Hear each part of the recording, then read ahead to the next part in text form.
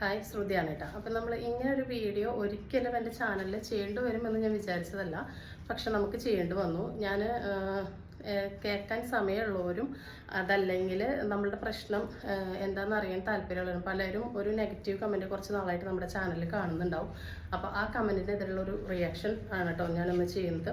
അപ്പോൾ പലരും ചോദിക്കും കമൻറ്റിൽ തന്നെ റിപ്ലൈ കൊടുത്താൽ പോരെയെന്ന്. അതിൽ ടൈപ്പ് ചെയ്തിട്ടോ വോയിസ് ഇട്ടിട്ടോ ഒതുങ്ങാത്ത ഒരു മറുപടി ആയതുകൊണ്ടാണ് ഒരു വീഡിയോ ആയിട്ട് വരുന്നത്. ഒരിക്കലും വിചാരിച്ചിട്ടില്ല കേട്ടോ ഇങ്ങനൊരു വീഡിയോ ആയിട്ട് വരണം എന്നുള്ളത്.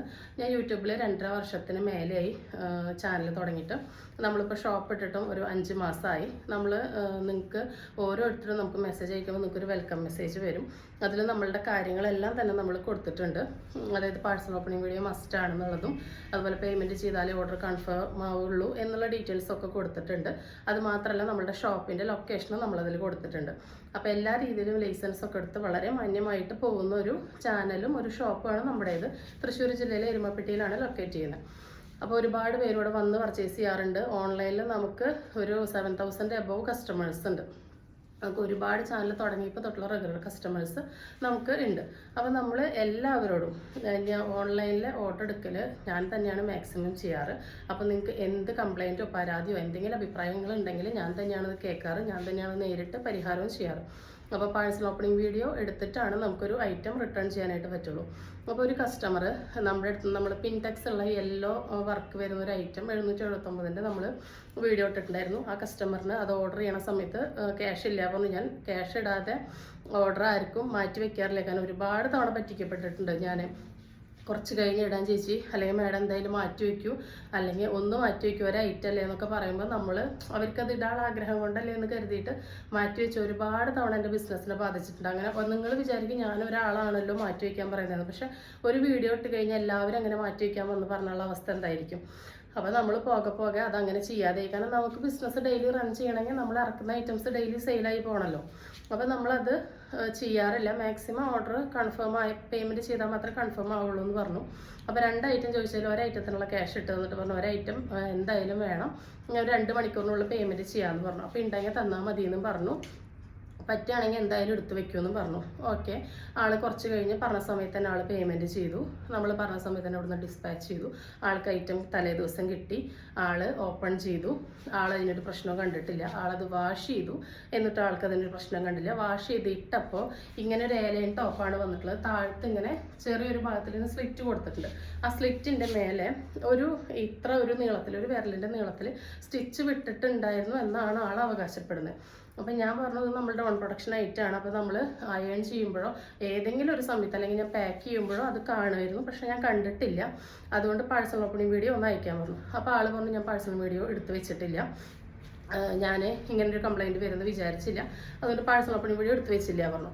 അപ്പോൾ ഞാൻ പറഞ്ഞു ഇതെന്താ ഈ ഫോട്ടോ ഇങ്ങനെ ഐറ്റം ആകെ ചുക്കി ചുളിഞ്ഞ് ഭയങ്കര റഫായിട്ടിരിക്കുന്നത്, ഇവിടെ നിന്ന് നല്ല നീറ്റായിട്ട് വിട്ട ഐറ്റം അല്ലേ ചോദിച്ചു. അപ്പോഴാണ് ആൾ പറയുന്നത് ഞാനിത് കിട്ടി, ഓപ്പൺ ചെയ്തു, വാഷ് ചെയ്ത് ഇട്ടപ്പോഴാണ് കാണുന്നതെന്ന്. അപ്പം ഞാൻ പറഞ്ഞു പാഴ്സൽ ഓപ്പണിംഗ് വീഡിയോ ഇല്ലാതെ നമുക്ക് റിട്ടേൺ അക്സെപ്റ്റ് ചെയ്യാനായിട്ട് പറ്റില്ല. കാരണം നിങ്ങൾ വാഷും കൂടി ചെയ്തു. വാഷ് ചെയ്തിട്ടില്ലെങ്കിൽ ഞാൻ പിന്നെയും, കാരണം ഈ കസ്റ്റമർ ഇത്രയും പറയുമ്പോൾ നമ്മൾ എന്തെങ്കിലുമൊക്കെ ഇതാക്കിയാണ്. പക്ഷെ ആൾ വാഷും ചെയ്ത് ഇട്ട് നോക്കിയിട്ട് ഇങ്ങനെ ഒരു സ്റ്റിച്ച് വിട്ട കംപ്ലൈൻ്റ് ആണ്. വേറെ ഡാമേജ് ഒന്നല്ല, സ്റ്റിച്ച് വിട്ടിരിക്കുകയാണ്. അത് നമ്മുടെ ഭാഗത്താണോ അവിടെ നിന്നാണോ പറ്റിയതെന്ന് എനിക്കിപ്പോഴും വ്യക്തമല്ല.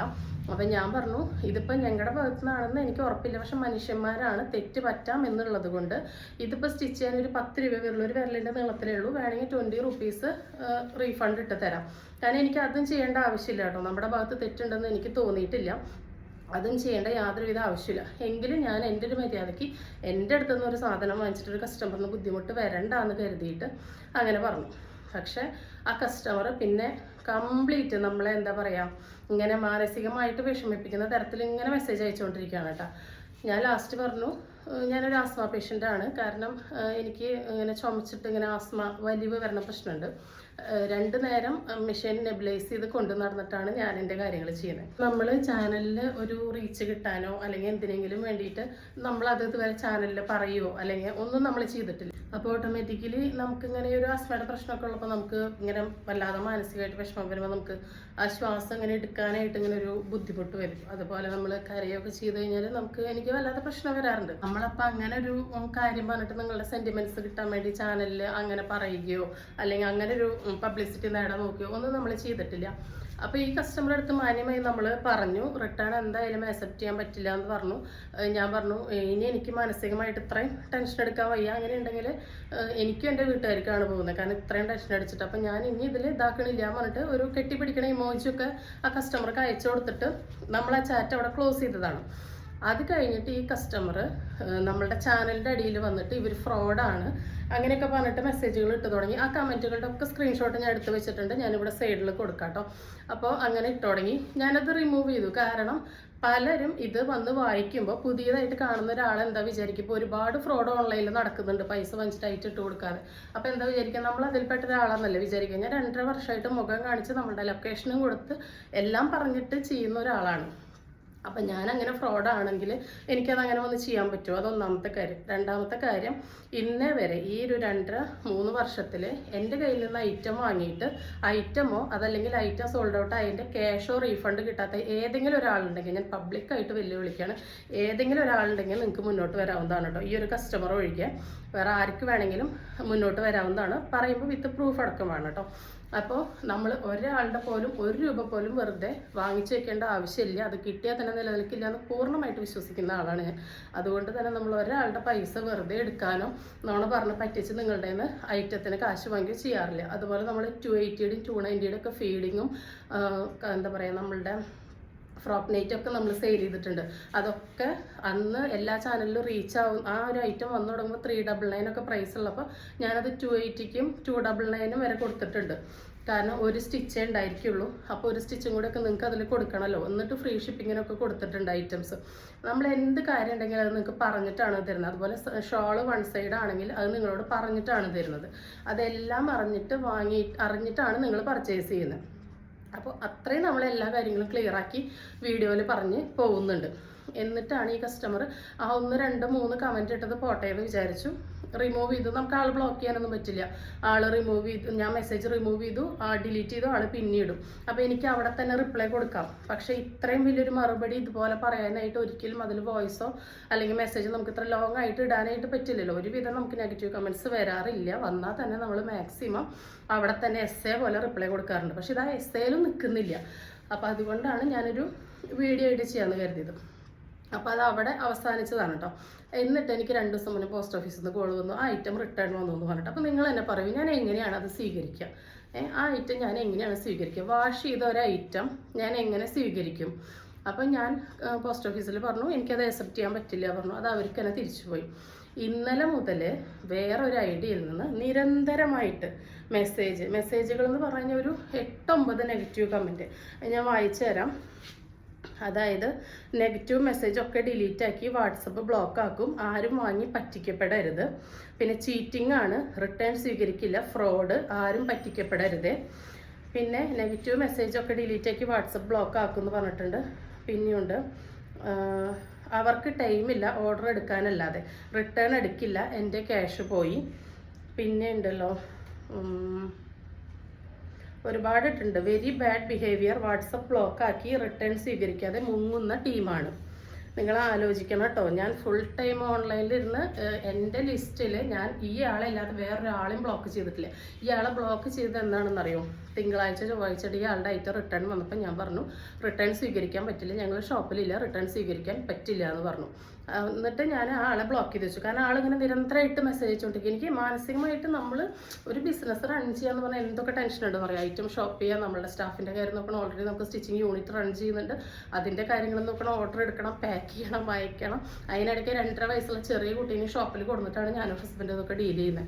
അപ്പോൾ നമുക്ക് എത്ര പേരുണ്ടെങ്കിലും ചെയ്ത് തീരാത്ത അത്രയും ജോലി ഇവിടെ എടുക്കുന്നുണ്ട്. അതിനിടയ്ക്കാണ് നമ്മളെ മാനസികമായിട്ട് അത്രയും ഡിപ്രസ് ചെയ്യുന്ന തരത്തിലുള്ള ഇങ്ങനെ വോയിസുകൾ അയച്ചുകൊണ്ടിരിക്കുക. അപ്പോൾ ഞാൻ ജസ്റ്റ് ബ്ലോക്ക് ചെയ്ത് വെച്ചു. കാരണം കാര്യം അവരുടെ അടുത്ത് പറഞ്ഞു റിട്ടേൺ സ്വീകരിക്കാൻ പറ്റില്ല പറഞ്ഞു, ഞാൻ ബ്ലോക്ക് ചെയ്ത് വെച്ചു. അപ്പോൾ അവരിട്ട കമൻറ്റുകളാണ് കേട്ടോ ഇത് കംപ്ലീറ്റ്. ഇങ്ങനെ ഒരുപാട് വാട്സപ്പ് ബ്ലോക്കാക്കി വെച്ചിരിക്കുകയെന്ന് അതാണ് അവർ പറഞ്ഞിരിക്കുന്നത്.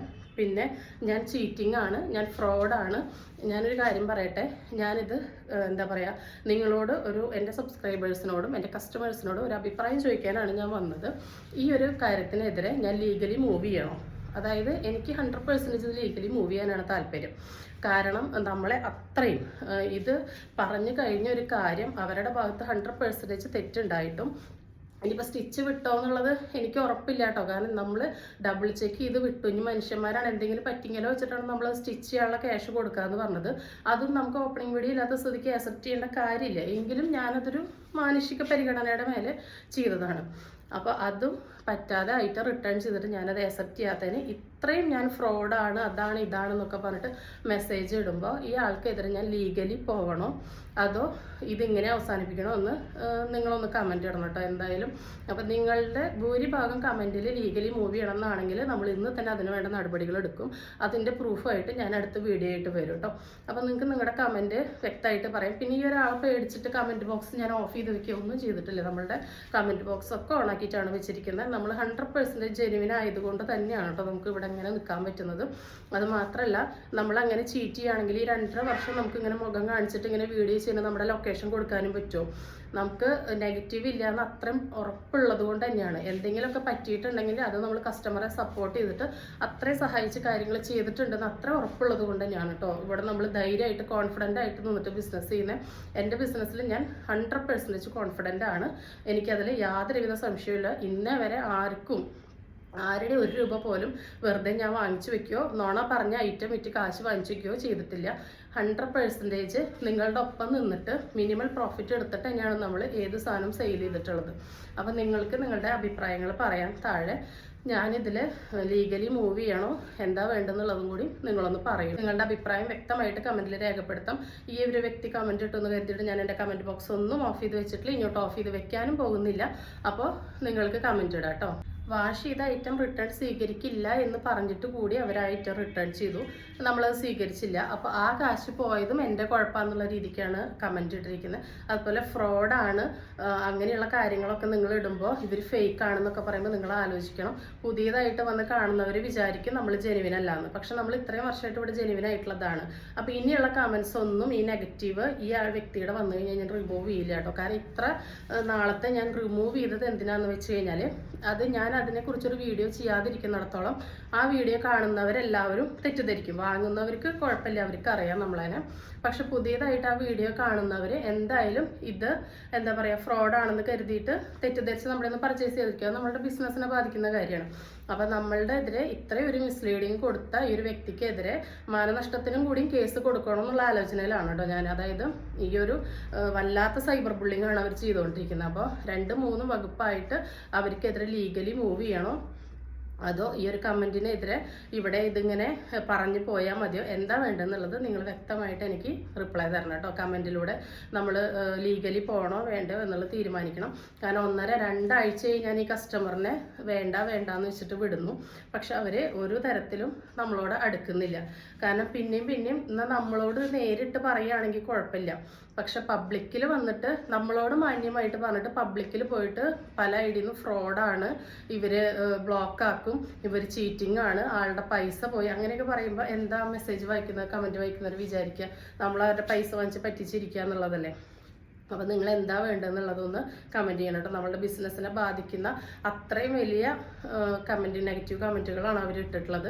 അപ്പോൾ നമ്മൾ നെഗറ്റീവ് കമൻറ്റ് നിങ്ങളുടെ അഭിപ്രായം എന്ത് വേണമെങ്കിൽ നിങ്ങൾക്ക് ഇടാം. പക്ഷെ നിങ്ങളുടെ ഭാഗത്ത് അതിലൊരു ശരി ഉണ്ടാവണം, അത്രേ ഞാൻ പറയുള്ളൂ. ഏതെങ്കിലും ഒരാളുടെ ഭാഗത്തല്ലേ ശരി ഉണ്ടാവുക. അപ്പം നിങ്ങൾക്ക് അങ്ങനെ ഒരു കമൻറ്റ് ഇടുമ്പോൾ നിങ്ങളുടെ ഭാഗത്ത് ശരി ഉണ്ടായിരിക്കണം. ഞാൻ നുണ പറഞ്ഞിട്ടോ അല്ലെങ്കിൽ നിങ്ങളെ പറ്റിച്ചിട്ടോ ആണ് ഒരു സാധനം നിങ്ങളുടെ കയ്യിൽ പിടിപ്പിച്ചിട്ട് നിങ്ങൾക്ക് ഐറ്റം കിട്ടിയിട്ട് അങ്ങനെ കണ്ടതെങ്കിൽ നിങ്ങൾ പറയുന്നതിൽ ഓക്കെ. പക്ഷെ നമ്മൾ എല്ലാ കാര്യങ്ങളും സ്റ്റിച്ചിൻ്റെ കാര്യത്തിൽ എല്ലാ കാര്യം വ്യക്തമായി പറഞ്ഞു കൊടുക്കുന്ന സാധനത്തുമേ നെഗറ്റീവ് പറയുമ്പോൾ നിങ്ങൾ ആലോചിക്കണം, നിങ്ങളത് കേൾക്കാത്തതിൻ്റെ പ്രശ്നമാണോ അത് നമ്മുടെ പ്രശ്നമാണോ എന്ന്. എന്താ വേണ്ടെന്നുള്ളതും കൂടി നിങ്ങളൊന്ന് പറയൂ കേട്ടോ. Thank you.